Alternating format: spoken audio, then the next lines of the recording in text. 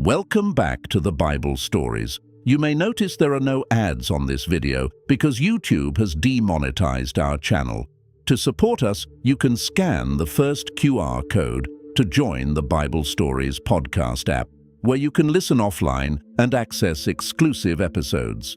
Or, if you simply want to give, you can scan the second QR code to donate directly. Thank you for helping us keep these Bible stories going. Jesus taught that this world is going somewhere and that he himself is the ending. He said he would come back in person, in the open, where no one could miss it. He said, "No one on earth knows the day." And he listed the very things people have always pointed to as proof that the end has arrived, things like war and hunger and earthquakes, and he said plainly that they are not the signal. Most of us come to this chapter looking for a schedule, wanting to know whether the world is finally falling apart. Jesus spends most of it doing the opposite of what we expect.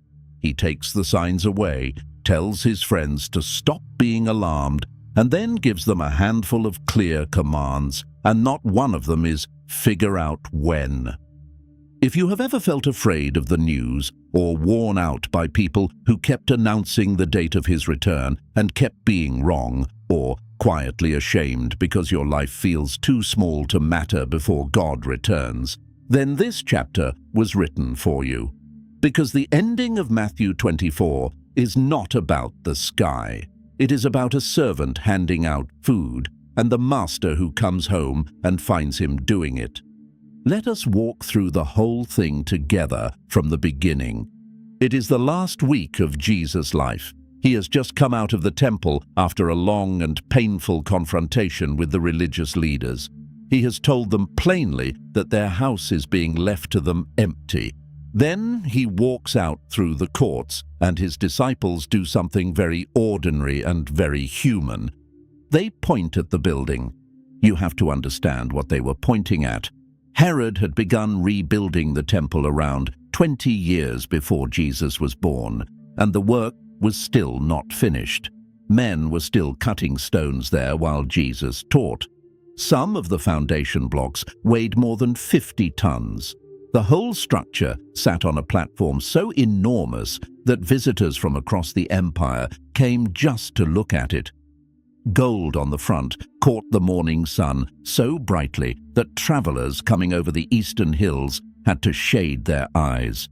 To a Jewish man in the 1st century, that building was the proof that God had not left. It was the most permanent thing in the world. So the disciples point at it the way you would point at a mountain, and Jesus answers them with one of the most shocking sentences he ever spoke. "Truly I tell you, not one stone here will be left on another. Everyone will be thrown down." Matthew chapter 24, verse 2. He was describing a building taken apart down to the bare ground. They say nothing back.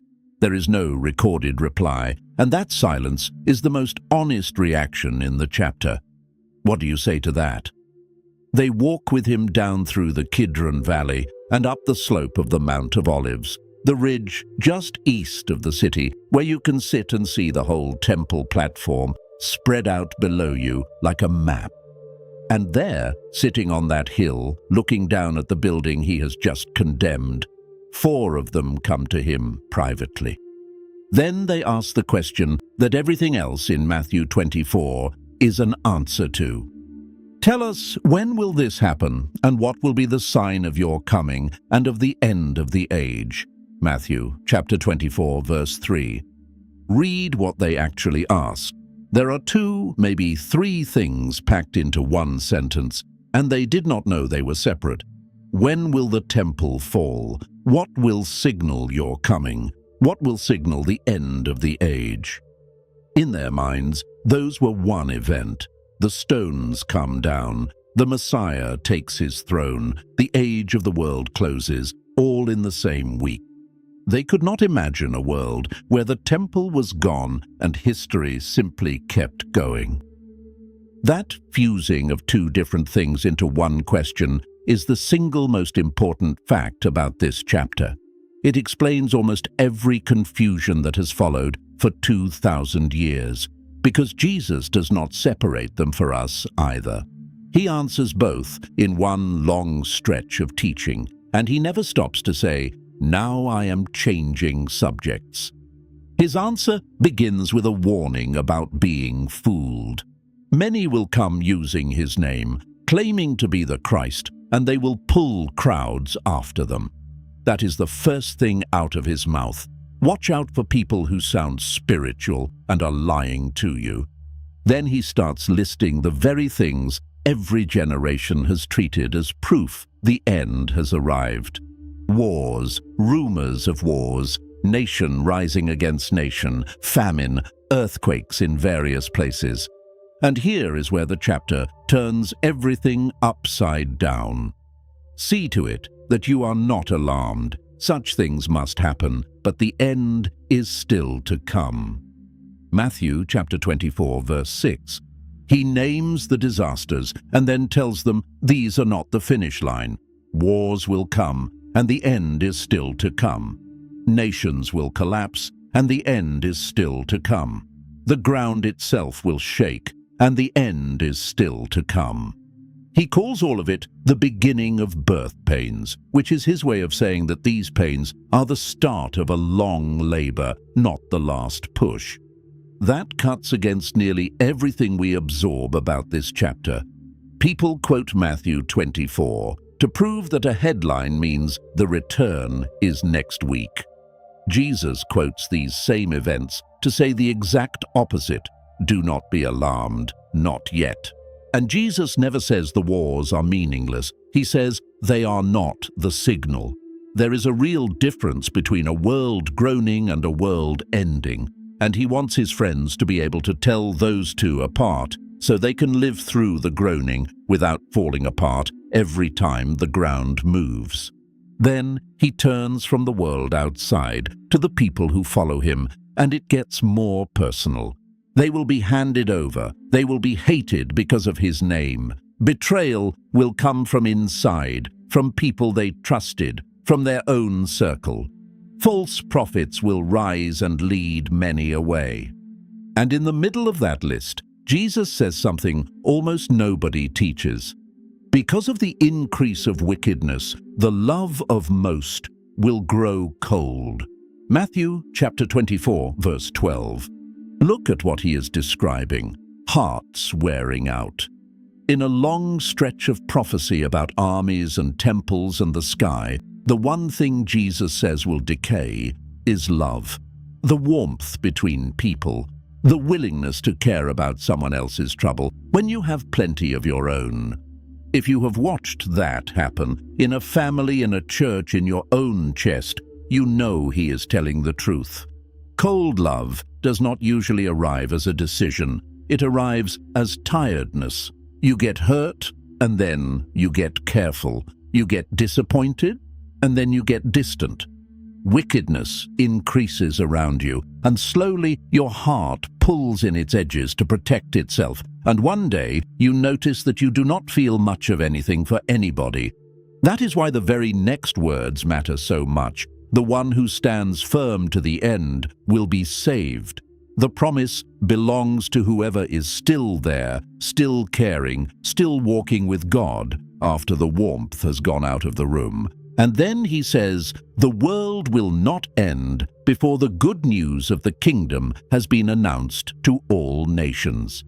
That is worth noticing, because it is the one thing in this chapter that looks forward with hope instead of dread. Whatever else happens, the message keeps traveling. Now the discourse narrows and becomes urgently practical. Jesus tells them that when they see what Daniel called the abomination that causes desolation standing in the holy place, they must act immediately. And then he gives instructions so specific they read like emergency directions, because that is what they are. Run to the hills. If you are up on your flat roof, do not go down inside for your things. If you are out in the field, do not turn back for your coat. Just go. Most people hit the phrase abomination that causes desolation and assume it is a riddle nobody can crack. It is not. Daniel used that phrase to describe a foreign ruler defiling the temple and shutting down the worship of God. And by the time Jesus spoke, it had already happened once. Around 167 years before Christ, a Greek king named Antiochus took the Jerusalem temple, stopped the sacrifices, and set up pagan worship inside the holy place. Jewish families still told that story. It was in living memory the way a war 2 centuries back is still in a nation's memory. So when Jesus said those words on the Mount of Olives, his listeners heard something familiar. They heard a category. They heard, "It is going to happen again. The holy place will be violated. Worship will stop. And when you see it, do not stay to argue about it. Leave." Luke records the same teaching with plainer wording that helps enormously here. In Luke chapter 21, the sign is Jerusalem surrounded by armies. Same warning, less mystery. When the ring closes around the city, the desolation is at the door, and history records exactly that. In the year 66, the Jewish people revolted against Rome. 4 years later, a Roman general named Titus, who would later become emperor, brought his legions around Jerusalem and sealed it. The historian Josephus was there and wrote it down. The hunger inside the walls was so bad that people chewed leather. When the walls finally broke, fire took the temple. Then the soldiers pulled down what the fire had left, stone by stone, until the platform was bare. Josephus puts the number of dead above 1 million. That figure is probably too high, but nobody who reads his account doubts the scale of it. The prophecy came true within the lifetime of people who heard it spoken. And there is one more piece of history worth knowing. The earliest Christian records tell us that the believers in Jerusalem got out before the siege closed, crossing east of the Jordan to a town called Pella. That is not in the Bible, so I will not treat it as scripture, but the early church kept the memory, and it fits the command exactly. Jesus told them to flee, and it seems they did.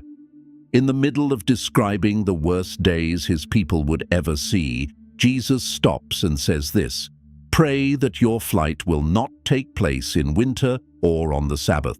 And just before it, he says how hard those days will be for women who are pregnant and for mothers nursing infants. Think about what that means. He is prophesying the end of a world, and he pauses to think about the weather. He pauses to think about a woman running with a baby on her hip. He is inside the suffering he is predicting, worrying about cold roads and tired mothers. That is who is speaking in this chapter. A man who cares whether it rains on the day you have to run. Everything we have covered so far fits the fall of Jerusalem well. The temple, the armies, the flight to the mountains, all of it landed in the year 70. But as the chapter continues, the language expands until it will not fit inside one city. The sun goes dark. The moon gives no light. The stars fall. Every nation on earth sees the Son of Man coming with power and great glory, and angels gather his people from one end of heaven to the other. That is the closing of history, far larger than the fall of any single city. So how does Jesus move from one to the other without telling us? The answer is that he is speaking the way the prophets always spoke. Look at how Isaiah announced the fall of Babylon. He reached for the sky. He said the stars would give no light, the heavens would tremble, and the earth would shake out of its place. Babylon fell, and the stars stayed where they were. Isaiah was telling his readers how enormous the fall was. When a great power collapses under God's judgment, it is as though the universe shudders. Every Jewish listener understood that language. It was the ordinary way of speaking about earth-shaking events. The prophets also had a habit of seeing near and far together. A prophet would announce something close at hand and something far ahead in the same breath, the way you see two mountain ridges from a distance and cannot tell how many miles lie between them. The nearer event became a picture of the farther one. Judgment on a city became a preview of judgment on the world. That is what is happening in Matthew 24. The fall of Jerusalem is real, specific, and fulfilled. It is also a rehearsal. It shows in miniature what the last day will be on the full scale, the end of something people thought could never end, and the arrival of God's verdict on it. Christians who love the Bible have divided over where exactly the seam falls. Some read almost the entire chapter as fulfilled in the first century, treating the cosmic language as the prophet's way of describing Jerusalem's fall and Christ's judgment on it. Others read the temple's destruction as only the opening act and place the heart of the chapter in the future. Others hold both together, with one prophecy answering two moments in history. Every one of those readings has to admit something. The first has to stretch to explain a coming that every nation sees. The second has to explain why Jesus described the fall of that temple with such precision that it happened inside 40 years. The reading that asks the least of the text is the one that lets both stand. The near fulfillment happened exactly as he said, and the final return has not happened yet. The stones came down as a promise that the rest of his words are just as reliable. And notice what that means for you. The part of this prophecy we can check, we have checked, it came true. Which is the only reason the part we cannot check yet is worth staking your life on. Between the tribulation and the glory, Jesus inserts a warning that is startlingly relevant, and it is the closest thing in this chapter to a test you can actually use. He says, people will come telling you the Christ is here, or the Christ is out there in the wilderness, or he is in that inner room. And Jesus does not tell you to go and check. He says, do not believe it, do not go out there. False messiahs and false prophets will perform signs impressive enough to shake even people who have followed God for decades. Then he gives the reason, and it is one sentence that ends every rumor forever. For as lightning that comes from the east is visible even in the west, so will be the coming of the Son of Man. Matthew chapter 24, verse 27. Nobody has to text you about lightning. That is the whole argument. Lightning announces itself, and it needs no spokesman. If someone has to inform you that Christ has returned, that alone proves he has not. His coming will not be a report. It will not be a private discovery that a certain teacher made before everyone else. It will be a sky no one on earth can pretend not to see. Hold on to that, because it protects you from an enormous amount of nonsense. Every group that has ever gathered people around a secret return, a hidden Messiah, or a date only they had access to, has been refuted in advance by one sentence about lightning. Then the language rises, the sky darkens, the sign of the Son of Man appears, the nations of the earth mourn. He comes on the clouds with power and great glory, and a great trumpet sounds, and his angels gather his people from the farthest edges of the earth. Notice who is doing the gathering. He sends for his own from wherever they have scattered, from countries where the church was crushed, from graves in villages nobody can find on a map. No one gets left behind by accident, and no one is too far out on the edge to be collected. If you have ever wondered whether God has lost track of you, that sentence is your answer.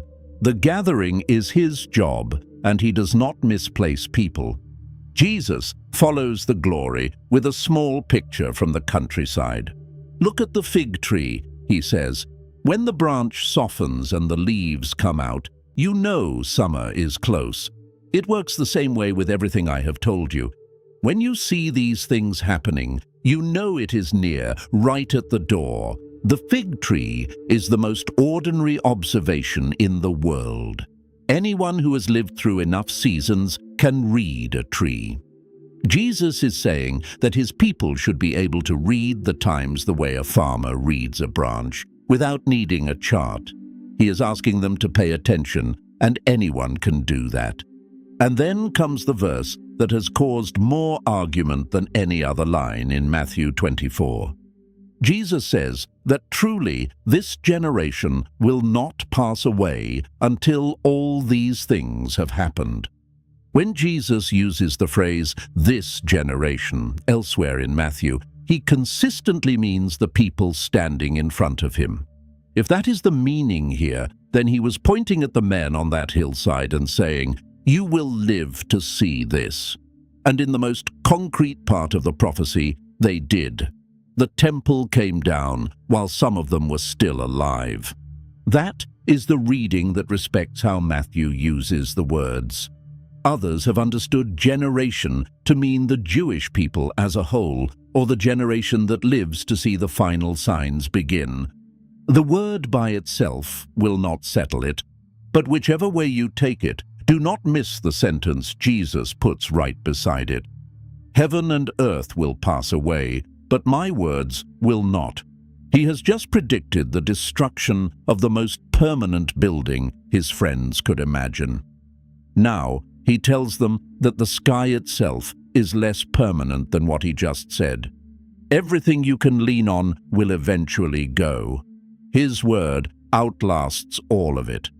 And now, after all of that, Jesus says the thing that should have saved the church 2,000 years of embarrassment. But about that day or hour, no one knows, not even the angels in heaven, nor the Son, but only the Father. Matthew chapter 24, verse 36. Not the angels. That date is kept in the Father's hands alone, and no one pulls it loose by studying harder or fasting longer than everyone around him. Which means every date that has ever been announced was announced by someone who did not have it.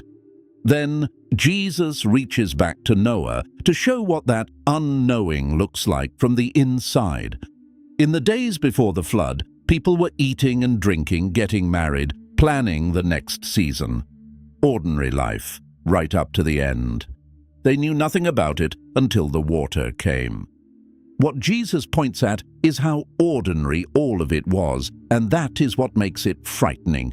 The last ordinary Tuesday looks exactly like every other ordinary Tuesday. Then, two short pictures. Two men working in a field, and one is taken and one is left. Two women grinding grain at the mill, and one is taken and one is left. Christians have read those pictures in different ways, and Jesus does not stop to explain them. What he does with them is unmistakable, because he draws the same conclusion he has been driving at all along. Therefore, keep watch, because you do not know on what day your Lord will come. Matthew chapter 24, verse 42. And one more picture. If a homeowner knew what hour a thief was coming, he would sit up and wait. He does not know, so he has to live ready and live that way for the rest of his life. That word, watch, is where so many people go wrong. In the Bible, it means stay awake, stay alert, hold your post. It is the language of a night guard. A guard is paid to be there, awake, doing his job whenever the sun happens to come up. Guessing the hour of sunrise was never part of the assignment, which brings us to the end of the chapter and to the only question Jesus himself asks in this entire discourse. After the falling stars and the trumpet and the gathering of the nations, Matthew 24 ends somewhere nobody expects. It ends in a kitchen. Who then is the faithful and wise servant whom the master has put in charge of the servants in his household to give them their food at the proper time? Matthew chapter 24, verse 45. Everything in the chapter has been building to that question, and notice how far it sits from the question the disciples asked. They asked when. Jesus asks who. They wanted the schedule. He wants to know what kind of person you will be while the schedule stays hidden. And look at what faithfulness turns out to be. The servant left in charge is handing out food at the right time, feeding the household, making sure the people under his care get what they need today. That is it. That is the picture of readiness Jesus chose to end with after all that thunder. Then he shows the other kind of servant, and the reason that servant fails is worth reading closely. He still believes the master is coming. He simply says in his heart that the master is staying away a long time. That is his whole error. He pushes the return out to the horizon until it stops touching how he behaves. And then he starts hitting the other servants and living for himself, because a master who is far away is a master who cannot walk in. That is the real danger this chapter is warning about, and it is much closer to home than false prophets and armies. It is the slow assumption that God is not going to show up in my lifetime, so it does not much matter how I treat the people in my house. And the discourse does not stop there. It runs straight into the parables of Matthew 25, and every one of them makes the same point. 10 young women wait for a bridegroom, and the 5 who fail are the ones who did not bring enough oil to last through a delay. Servants are given money to work with while the master is away, and the one who is condemned is the one who did nothing with what he was given. And at the very end, the nations are gathered before the king, and he separates them by whether they gave food to the hungry, water to the thirsty, clothes to the poor, and visits to the sick and imprisoned. Not one word about prophecy charts. Put the whole discourse together, and the shape of it is unmistakable. The disciples asked for a sign in the sky. Jesus answered with a hungry neighbor. There is something about the timing of this teaching that we should not walk past. When Jesus sat on that hillside and told his friends that the temple would be torn down, he was 3 days away from being torn down himself. He described the sun going dark, and within the week the sky over Golgotha went dark. He spoke about the holy place being emptied, and then his own body, the true temple, was broken and laid in a borrowed grave, and the curtain in that magnificent building ripped from top to bottom. He walked into the end of his own world first, on purpose for us. That changes what his return means for a tired believer. If you are afraid of the second coming, ask yourself who is coming. It is the same man who wept at a grave, who let a woman he barely knew wash his feet with her tears, who cooked breakfast for the disciple who had denied him. This is the one who stopped in the middle of a prophecy about the end of everything to worry about mothers with babies and cold winter roads. For anyone who has trusted him, the day he comes back is the day you finally see the face of the one who has been carrying you the whole time. So let me bring this all the way down to where you are sitting. Maybe you are afraid of the news. Every year seems worse than the last, and something in your stomach tightens every time you turn it on. Matthew 24 has a word for you, and it is Jesus' own word. Do not be alarmed. He told you these things would come. He told you in advance so that when they arrived, they would not knock you over. A world with wars and famines and shaking ground is the world he told you to expect. And he told you while looking straight at his own cross. Maybe you are tired of dates. You have watched the predictions come and go, watched people you respected be wrong in public, and it has left you a little cynical about the whole subject. Then hold on to verse 36 and let it do its work. Nobody knows, not even the angels, so anyone who claims a date is standing exactly where you are standing.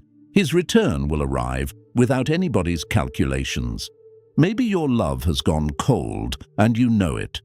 You used to feel something in worship. You used to care about people's troubles, and now there is a kind of numbness where that used to be. Jesus said this would happen to many, and he said it without contempt. He was warning them, which is what you do when you want someone to make it. If you can feel the cold, you are not too far gone to be warmed. That awareness is itself a sign of life. Maybe you are older now and slower, and the circle of your life has shrunk down to a few rooms and a few phone calls. You wonder what you could possibly be doing for God at this stage. Look again at how this chapter ends. The servant the master praises is the one who was found handing out food when the door opened. Faithfulness at your actual post, in your actual house, with your actual small strength. A phone call to someone lonelier than you, a prayer nobody sees, kindness to the person who brings your groceries. That is the picture Jesus chose, out of all the pictures he could have used, to answer the biggest question anyone ever asked him. Maybe you are lonely and you have been waiting a long time for something to change. Then hear the part about the gathering again. He sends out and collects his own from the four winds, from the farthest edge of heaven to the other. There is no distance in that verse, no forgotten corner. Whatever room you are in right now is not outside his reach.